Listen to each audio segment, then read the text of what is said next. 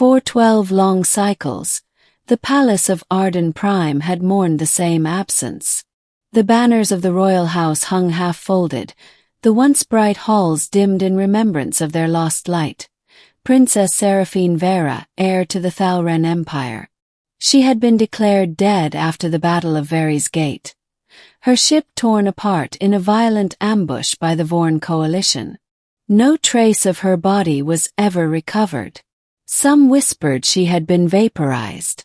Others, that she'd been captured and enslaved in some cruel alien pit. But even those whispers died with time. Queen Lyra Vera never truly recovered. The war had ended with uneasy peace, but her heart had turned to stone. The only child who might have united the Empire's scattered worlds was gone, and the galaxy had moved on. Then, one ordinary dusk, the palace sensors detected a small craft entering orbit. Its transponder was ancient, battered, and foreign, but it carried a royal encryption code that hadn't been used in over a decade.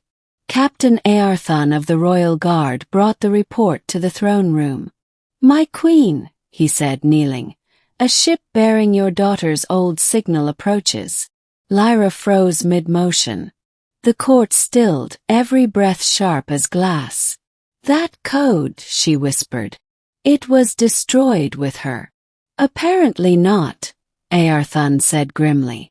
"It requests landing clearance. And there's something else. The second life form aboard is human." The word hung like a curse. Humans were not welcome in the Thalren Empire. Not since the war. Not since Earth's armies, small, desperate, and reckless, had defied galactic empires with weapons that burned stars. The peace treaty had buried the hatred, but not the memory. Lyra rose slowly. "Grant them landing. I will see this ghost with my own eyes." Middle, the human beside her. The landing bay roared as the shuttle's engines dimmed. When the ramp extended, silence fell.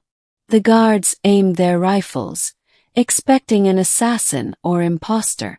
Then a figure appeared, slender, tall, wrapped in a cloak of travel-worn silver. Her hair was white as frost, her eyes the radiant violet of royal blood. It was her, Seraphine. But what silenced the court more was the figure walking beside her. Human. He was young, perhaps in his late 20s, with short-cropped dark hair, worn combat armor patched with alien alloys, and a scar across his left cheek.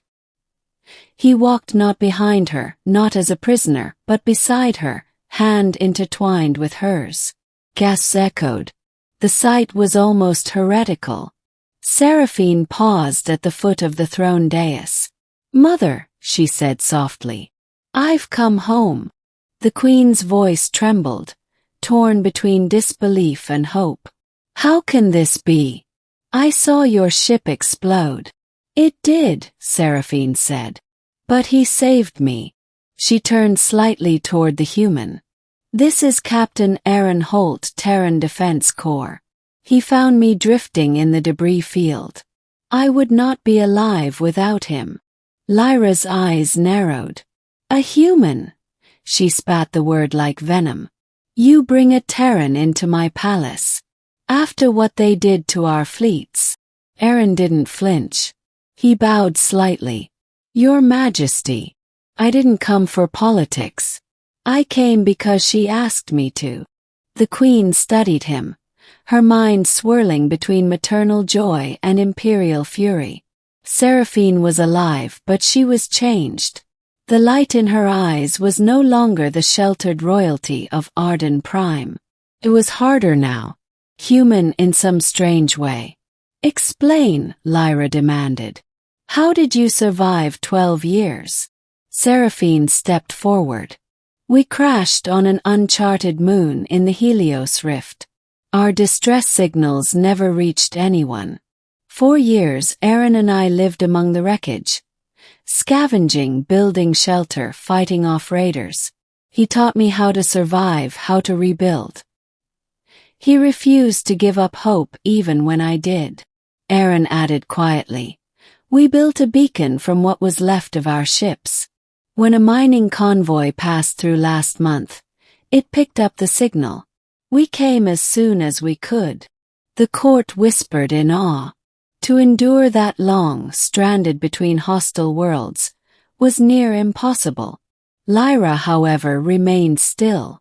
You claim to have saved her, yet you bring her home like a trophy. What do you want in return, human? Ardyn met her gaze. Nothing. Just her safety. The court divides. Within days, the palace was alive with argument. Some nobles demanded the human's execution, fearing he was a spy or manipulator. Others, moved by the princess's return, called for mercy. Seraphine refused to leave Ardyn's side. He is not my captor, she said fiercely.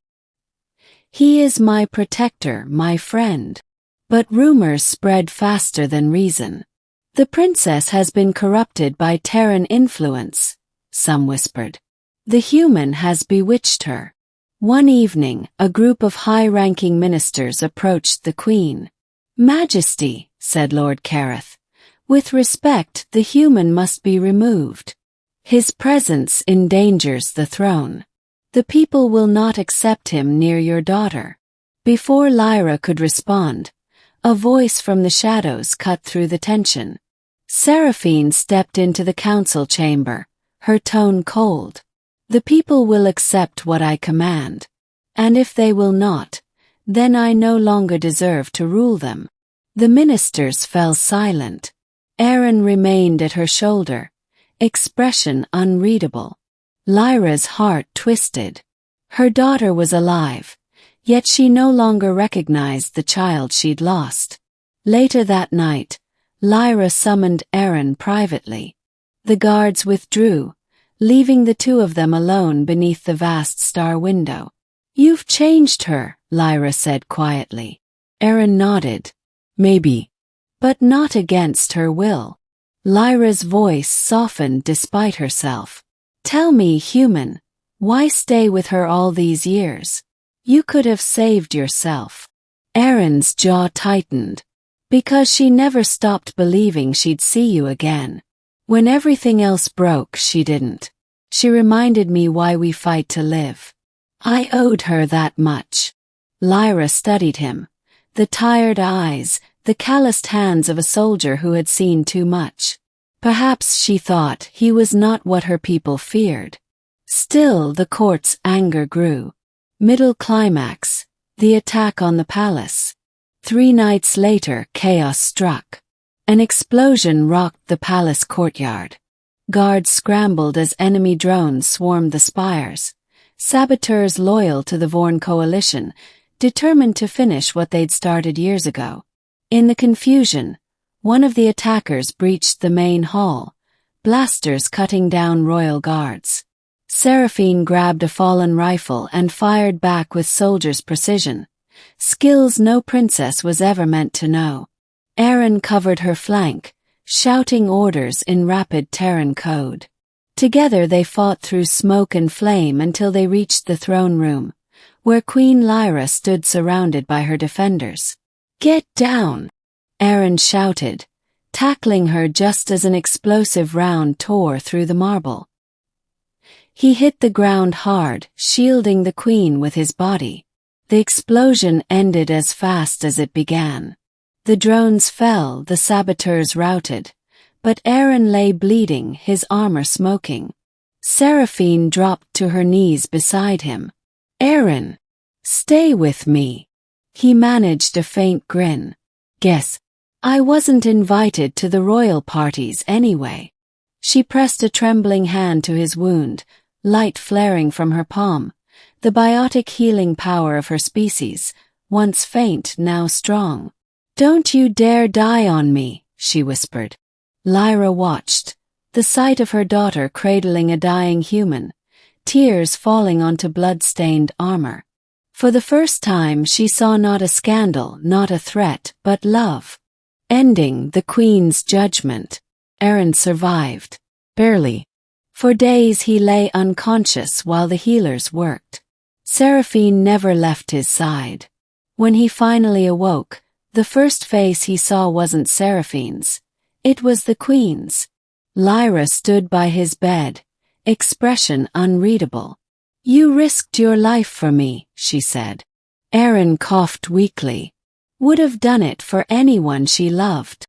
Lyra's lips twitched, the faintest ghost of a smile. "You Terrans. Always reckless." She turned to Seraphine, who had been watching anxiously. "My daughter," she said. "You have returned to me from death itself. You have earned the right to choose your own path." Seraphine's voice wavered. "Does that mean?" Lyra looked at Ardyn, then back to her daughter. "If you choose to walk beside this human, then so be it. Let the stars bear witness." The court was stunned when the announcement came. The princess had returned alive, and the queen had named the human as protector of the heir. Some protested, some wept. But for the first time in years, the empire rejoiced. Epilogue. A new dawn for the empire. Months later, the capital thrived again. Reconstruction had begun, not just of stone and steel, but of trust. Trade vessels from Earth were seen docking openly at Ardyn Prime for the first time in decades. In the royal garden, under twin suns, Seraphine walked hand in hand with Ardyn. "Do you ever think about going back?" she asked. He smiled faintly. "To Earth. Sometimes. But I think I found something better." She leaned against him. "You gave me back my life, Ardyn Holt. My people call humans dangerous. Unpredictable. But I call you something else." He raised an eyebrow. "What's that?" She smiled softly. "Home." Above them, the banners of the empire fluttered once more, not in mourning but in rebirth. And across the stars the tale spread. They said the princess was dead, then she walked in holding a human's hand.